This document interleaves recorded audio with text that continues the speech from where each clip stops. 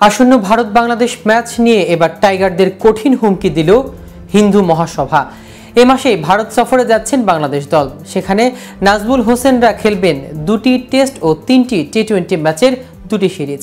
19 September Chennai match দিয়ে শুরু test সিরিজের দ্বিতীয় ও শেষ টেস্টটি হওয়ার কথা কানপুরের গ্রিন পার্ক স্টেডিয়ামে। এরপর টি-20 সিরিজ শুরু হওয়ার কথা গোয়ালিয়রের প্রথম ম্যাচ দিয়ে।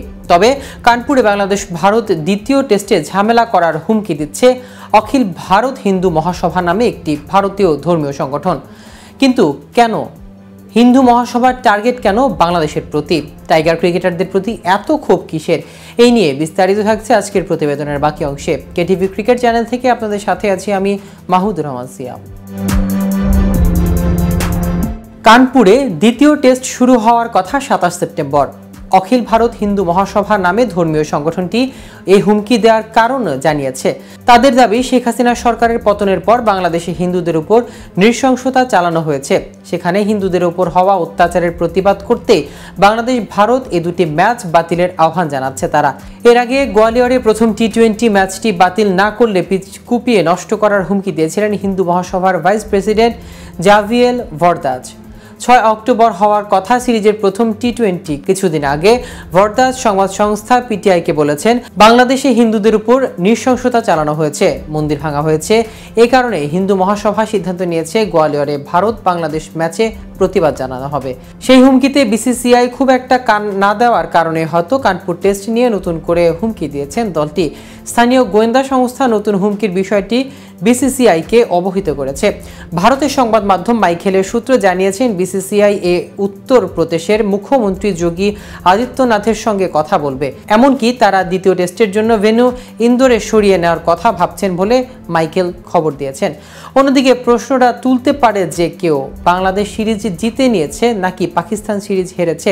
রাওয়ালপিন্ডিতে হওয়া সিরিজের প্রথম টেস্টে বাংলাদেশ দল জিতেছে 10 উইকেটের বড় ব্যবধানে। পরের ম্যাচের ব্যবধানেও কম নয়, 6 উইকেট।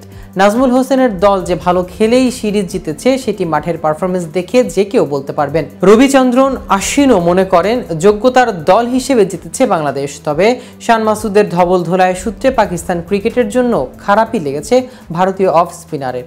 10 বছর ধরে আন্তর্জাতিক ক্রিকেট খেলা অশ্বিন পাকিস্তানের কিংবদন্তি ক্রিকেটারদের নাম উল্লেখ করে বলেছেন, বিশ্বাস হচ্ছে না পাকিস্তান দল এখন কোথায় নেমে গেছে। বাংলাদেশের বিপক্ষে 2 টেস্ট সহ সর্বশেষ 5 ম্যাচে হেরেছেন পাকিস্তান, আর নিজের মাঠে জয়হীন ম্যাচ এখন টানা 10টিতে দাঁড়িয়েছে তাদের। এর মধ্যে হারি 6টিতে, ড্র বাকি 4টি।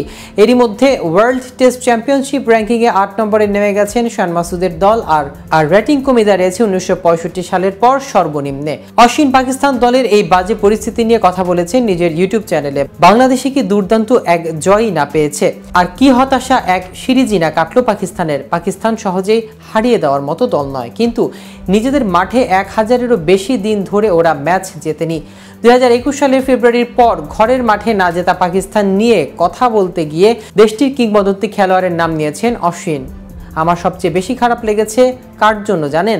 পাকিস্তানের ক্রিকেট ইতিহাসের জন্য। তো ভিউয়ার্স, ভিডিওটি সম্পর্কে আপনাদের কোনো মতামত থাকলে আমাদের কমেন্ট করে জানাতে পারেন। সাথে সাথে নিয়মিত ক্রিকেট আপডেট ও ইনফরমেটিভ ভিডিও পেতে কেটিভি ক্রিকেটের সাথেই থাকুন।